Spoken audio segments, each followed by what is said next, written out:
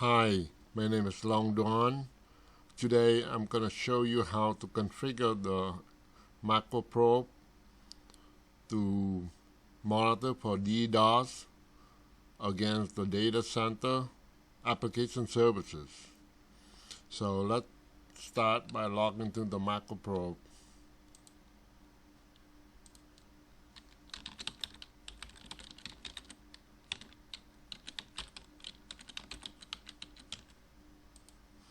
Our strategy is to monitor the data center for cyber attack by monitoring the web server, that is the gateway to the data center. But there are also gateway to the data center, which are the TCP app server that are servicing a special opening in the data center firewall. Such as the SMTP server, IMAP4 server, and POP3 server in the data center opening in the firewall. So the first thing we need to do is configure the DDoS configuration to trigger on these DDoS alarm, which are the threshold and the transition. The threshold is when the number of count exceeds the number seen in a 1 minute interval. The iteration count is the number of minutes when the threshold exceeds, and that would generate an alarm when that number of iteration exceeds. So when we're gonna monitor three type of cyber attack against the web server and the TCP app server. The first one is ICMP Flood, right here. Flood. So we can configure this threshold, and also for the ICMP Flood and the 5-minute DDoS transition. The next one we're going to monitor is the Synflood against the web server and the TCP app server. And then the last one that we're going to monitor is the HTTP app service request flood, which is against the web server. So that's what we're going to do. So we've been monitoring this for several hours now.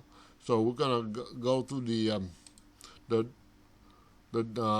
dashboard of the DDoS right here, and look at the data center alarms. So right here in the data center alarm, we got the ICMP Ping Flood of this web server. And that it is the server 10.20.100.70 being flooded with ping. The number of ping count is 109,000 in 1 minute, and these are the contacts of the cybersecurity alarm that generated. But you can also drill down into more detail in terms of the alarm details, into how many times this alarm happened in the course of the last hour, or the last 24 hours, or the last 7 days, like that. And also, you can also look at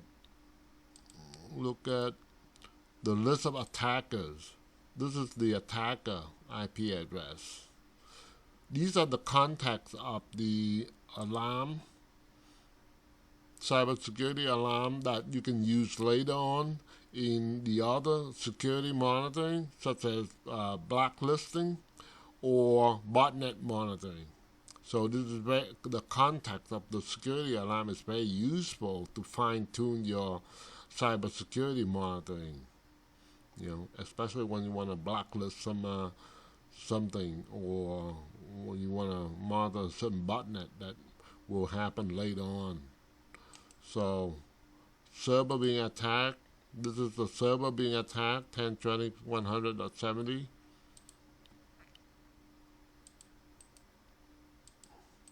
And the location, this is the location where it's happened. And then the SYN Flood, we go to the SYN Flood right here. We look at the server being under attack right here. And we look at the alarm details. These are the alarms that happen many times. And that's the superset of the alarm profile.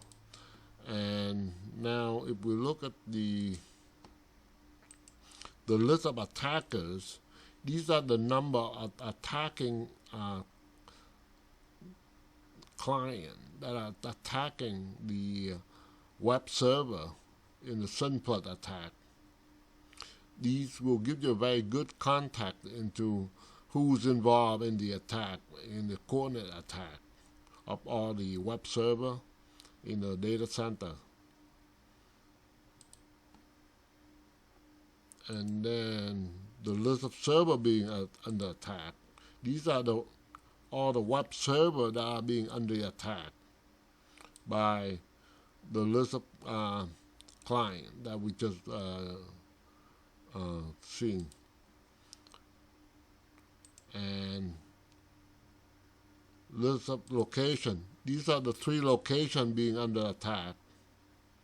So, and now when we look at the SYN Flood, the HTTP service flood, we see that this one right here is the service where we see the list of URL being used. These are the list of URL being used in the HTTP service request flood.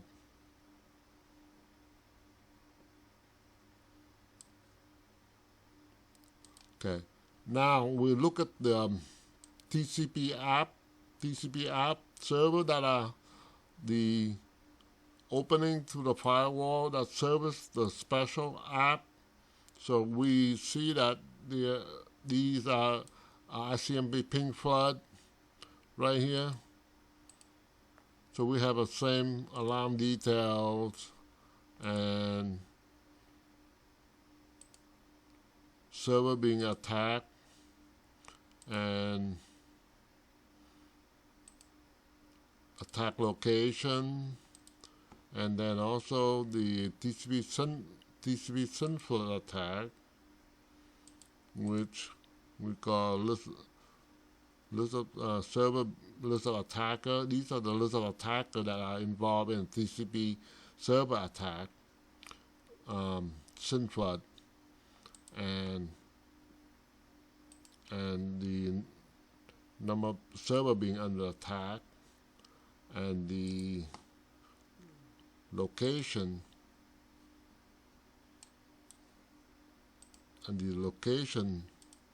port being used. Okay, I think that we got everything that we cover. I think that is it. Thank you very much for listening. Bye-bye.